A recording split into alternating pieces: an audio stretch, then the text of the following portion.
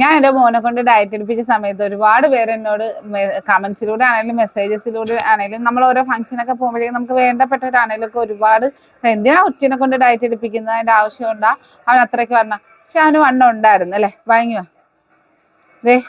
ഇപ്പൊ ഈ 100 days ആകുന്ന ഈ സമയത്ത് നല്ല കോൺഫിഡൻസോട് കൂടി തന്നെയാണ് എൻ്റെ മോൻ നിൽക്കുന്നത്. കാര്യം അവന്റെ ഫേസിലൊക്കെ ഭയങ്കര ഒരു നിറവ്യത്യാസവും കാര്യങ്ങളും ഒക്കെ ആയിരുന്നു.